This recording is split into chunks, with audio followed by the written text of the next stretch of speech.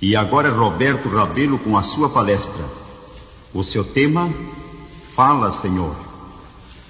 Era noite na aldeia de Silo, onde estava o santuário de Deus, e já o sacerdote Eli dormia.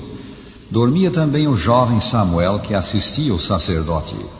Uma voz chamou o moço, e este, levantando-se, foi ter com Eli, que lhe respondeu: Não te chamei, torna a deitar-te. Isto aconteceu 3 vezes. Então o idoso sacerdote entendeu que o Senhor chamava Samuel, e o instruiu dizendo: Vai deitar-te, e se alguém te chamar, dirás: Fala, Senhor, porque o teu servo ouve. Pela 4ª vez Deus chamou Samuel, que respondeu como lhe foi dito: Fala, porque o teu servo ouve. 1 Samuel 3, 9 e 10. Que modelo de atitude para quantos professam servir ao Senhor! Necessitamos ouvir a voz de Deus. Deus é a fonte da verdade. Ele é o nosso instrutor, nosso guia. Só estamos seguros quando somos por Ele instruídos. Necessitamos ouvi-lo falar, e como o jovem Samuel, necessitamos dispor-nos a lhe obedecer. Como nos fala Deus? A instrução do céu para nós homens está no divino livro, as Escrituras Sagradas. Deus é o autor do livro. Toda a Escritura é inspirada por Deus. 2 Timóteo 3,16.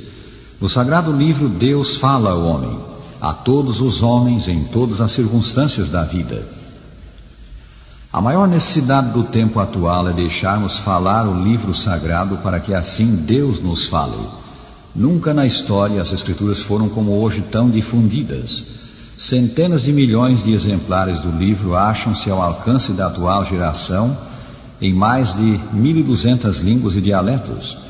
Relativamente, porém, poucos leem as Escrituras, e mesmo seus poucos amigos as leem pouco. Devemos ler mais as Escrituras, devemos estudar o livro diligentemente, devemos deixar que ele fale. Uma atitude característica do tempo atual é formarem os homens suas próprias ideias e então buscarem no santo livro o que pareça concordar com elas, ou darem a ele a interpretação que lhes agrada. O apóstolo São Paulo diz: haverá tempo em que não suportarão a sã doutrina. Pelo contrário, cercar-se-ão de mestres segundo as suas próprias cobiças, como que sentindo coceira nos ouvidos, e se recusarão a dar ouvidos à verdade, entregando-se às fábulas. 2 Timóteo 4, 13 e 4. A preocupação por uma correta interpretação das Escrituras e por deixar que elas falem foi expressa por cerca de 800 doutos amigos do Santo Livro, procedentes de todas as partes do mundo e presentes na 100ª reunião da Sociedade de Literatura Bíblica, realizada em Nova York em fins de 1964. Tocando diretamente na necessidade de deixar falar as Escrituras, disse o Dr. Christer Stendhal, da Universidade de Harvard: devemos fazer clara distinção entre o que uma passagem de fato significa e o que nós pensamos que ela significa. Acrescentou: perguntemos que Paulo pensava que pensava, em vez do que pensamos que ele pensava. Um bom estudante das Escrituras deve honestamente ler a intenção do autor e não desprezá-la. Muitos hoje leem as Escrituras com ideias preconcebidas e interpretam-nas de modo que digam o que eles querem. O texto sagrado tem de curvar-se ao que pensa o doutor fulano, ao que ensina a igreja tal. Num seminário teológico, o professor de uma classe de grego do Novo Testamento mandou que um aluno traduzisse certa passagem. Isso feito, o professor observou que o sentido dado a uma palavra não estava certo. Mas eu traduzi como nós ensinamos, justificou o aluno. Nesta aula, frisou o professor, a matéria sob consideração não é o que nós ensinamos, e sim o sentido do grego.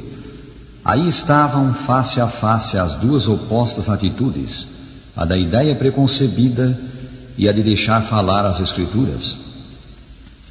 Com a miúde, diante dos mais evidentes ensinos do livro, ouvimos pessoas dizerem: a doutrina é clara, mas os tempos mudaram.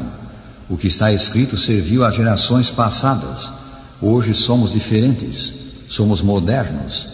As nossas normas devem ser outras. É como se Deus envelhecesse, com reverência o dizemos, e seus ensinos caducassem. Outros dizem: as Escrituras ensinam isto, mas acho que Deus não faz questão de tais coisas. Ele é demasiado grande para se importar com elas. Não vejo por que observar esse ensino. Essas são algumas manifestações da tendência hoje tão acentuada na religião de terem os homens suas próprias ideias e as sobreporem às Escrituras, de saberem que Deus diz de um modo e entenderem de outro. Sim, saberem que Deus diz de um modo e procederem de outro. E assim, em vez de dizermos a Deus, fala, Senhor, que o teu servo ouve, dizemos virtualmente, ouve, Senhor, que o teu servo fala. Que tragédia para a religião! Deus tem crescente luz para seus filhos e essa luz está nas Escrituras. Necessitamos dela todos nós, líderes religiosos e membros da igreja em geral. Mas a luz virá somente quando deixarmos que o Santo Livro fale, ou, em outras palavras, quando deixarmos que Deus fale. Como conseguir isto? Como alcançar e entender o verdadeiro sentido do livro para que Deus nos fale por ele? Primeiramente, abandonando as nossas ideias preconcebidas. É sábio lembrar que Deus é o Rei do Universo e as normas do seu governo a Ele cabe estabelecer. A Ele cabe indicar o caminho para o céu. Em segundo lugar, devemos deixar o pecado, vivendo conforme a luz que temos. Deus não dá maior luz a quem não segue a luz que tem. Era ao sumo sacerdote Eli que a mensagem do céu devia ser dada, mas Deus não lhe podia falar porque ele estava em pecado. O pecado de tolerar a má conduta de seus filhos e os males que campeavam entre o povo. Passando por alto o líder espiritual da nação, Deus se comunicou com Samuel, então ainda muito jovem, mas fiel ao Senhor. Terceiro, devemos orar pela guia do Espírito Santo. As Escrituras foram dadas pelo Espírito Santo e é Ele mesmo o seu verdadeiro intérprete. Jesus disse, quando vier, porém, o Espírito da verdade, Ele vos guiará a toda a verdade. São João 16, 13. Seremos guardados do erro, seremos guiados na verdade se ao abrirmos o livro pedirmos ao céu a iluminação do Espírito Santo. Em quarto lugar, devemos dispor-nos a praticar o ensino do livro. Se queremos servir a Deus, obedecer ao que Ele ordena, Deus nos revela a verdade. Fala-nos por seu livro. Essa segurança nos deu o próprio Senhor Jesus Cristo, que disse, se alguém quiser fazer a vontade dele, conhecerá a respeito da doutrina, se ela é de Deus. São João 7,17. Estamos prontos a fazer o que as Escrituras ensinam. Para muitos de nós isso pode significar abandono de pecados acariciados. Para outros isso pode envolver o abandono de ensinos humanos que tomaram o lugar dos de Deus. Para outros isso pode significar perda material. Para outros ainda isso pode envolver o opróbrio de amigos e a oposição dos familiares. O preço a pagar poderá ser alto. Estamos, porém, dispostos a ouvir outra voz que não seja a de Deus? Em 1174, os cidadãos de Pisa, na Itália, decidiram construir uma torre para servir de campanário à sua catedral.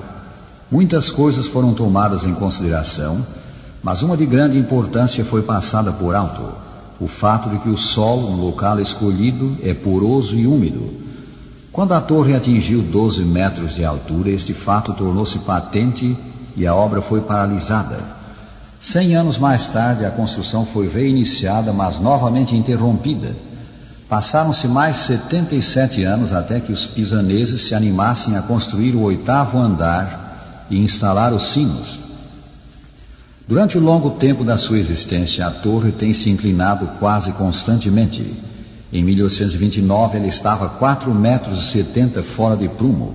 Em 1910, 5 metros. Isso lhe valeu o nome de torre inclinada. Hoje, a sua inclinação excede 5,40 metros e rapidamente se aproxima do ponto crítico.